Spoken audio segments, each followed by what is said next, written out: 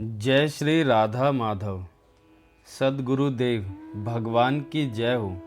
पूज्य श्री भाई जी की पुस्तक से आज भाई जी कह रहे हैं, कीर्तन जोर जोर से होता है और इसमें संख्या का कोई हिसाब नहीं रखा जाता।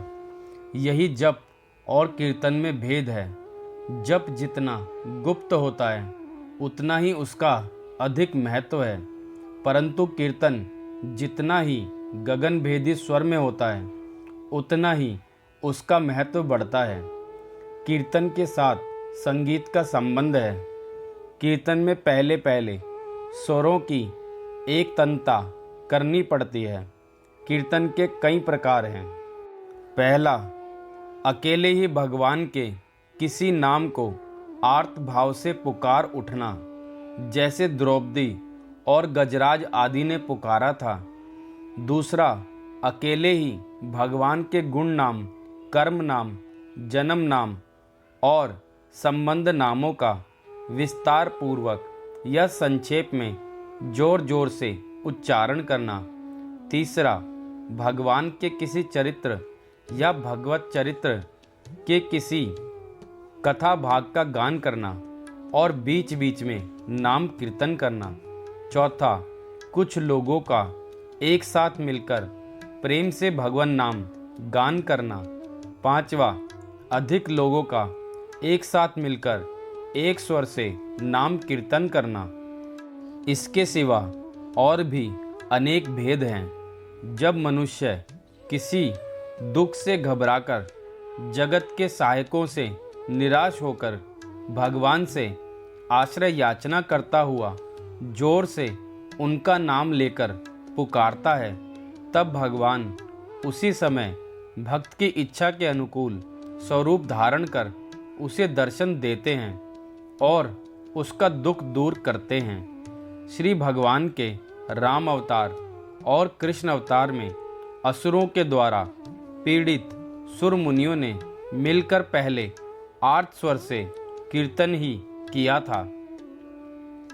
जिस समय एक वस्त्रा देवी द्रौपदी कौरवों के दरबार में केश पकड़कर लाई जाती है, दुर्योधन उसके वस्त्र हरण के लिए अमित बलशाली दुशासन को आज्ञा देता है।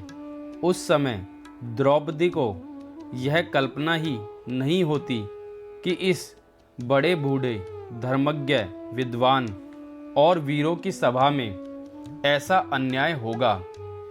परंतु जब दुशासन सचमुच वस्त्र खींचने लगता है, तब द्रौपदी घबराकर राजा धृतराष्ट्र, पितामह भीष्म, गुरु द्रोणाचार्य आदि तथा अपने वीर 5 पतियों की सहायता चाहती है। परंतु भिन्न भिन्न कारणों से जब कोई भी उस समय द्रौपदी को छुड़ाने के लिए तैयार नहीं होता, तब वह सबसे निराश हो जाती है। सबसे निराश होने के बाद ही भगवान की अन्य स्मृति हुआ करती है। दुशासन बड़े जोर से साड़ी खींचता है। एक झटका और लगते ही द्रौपदी की लज्जा जा सकती है। द्रौपदी की उस समय की दीन अवस्था हम लोगों की कल्पना में भी पूरी नहीं आ सकती। महलों के अंदर रहने वाली एक राजरानी पृथ्वी के सबसे बड़े 5 वीरों द्वारा रक्षिता कुल रमणी रजस्वला अवस्था में बड़े बूढ़े तथा वीर पतियों के सामने नंगी की जाती हो, उस समय उसको कितनी मर्म वेदना होती है, इस बात को वही जानती है। कवियों की कलम शायद कुछ कल्पना करे। खैर, द्रौपदी ने निराश होकर भगवान का स्मरण किया और वह व्याकुल होकर पुकार उठती है, हे द्वारकावासी गोविंद, हे गोपीजन प्रिय कृष्ण, क्या मुझे कौरवों से घिरी हुई को तू नहीं जानता? हे नाथ, रमानाथ, ब्रजनाथ, दुखनाशक जनार्दन, मुझ कौरव रूपी समुद्र में डूबी हुई का उद्धार कर। हे विश्व आत्मा, विश्व भावना, कृष्ण, हे महायोगी कृष्ण, कौरवों के बीच में हताश होकर तेरे शरण आने वाली मुझको तू बचा। व्याकुलतापूर्ण नाम कीर्तन का फल तत्काल होता है। जब सबकी आशा छोड़कर केवल मात्र परमात्मा पर भरोसा कर उसे एक मन से कोई पुकारता है, तब वह करुणा सिंधु भगवान एक क्षण भी निश्चिंत और स्थिर नहीं रह सकता। उसे भक्त के काम के लिए दौड़ना ही पड़ता है। नाम की पुकार होते ही द्रौपदी के वस्त्रों में भगवान आ घुसे। वस्त्र अवतार हो गया, वस्त्र का ढेर लग गया। 10,000 हाथियों का बल रखने वाली वीर दुशासन की भुजाएं फटने लगी।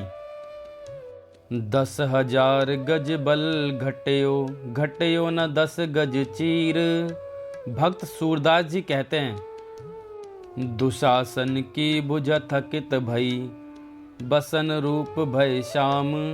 साड़ी का छोर ना आया, दुशासन की भुजा थक गई, पर साड़ी का वस्त्र खत्म नहीं हुआ। दुशासन थक कर मुंह नीचा करके बैठ गया। द्रौपदी की लाज और उसका मान रह गया। भगवान नाम कीर्तन का फल प्रत्यक्ष हो गया। जय भगवान के पावन नाम की जय। जय श्री राधा माधव।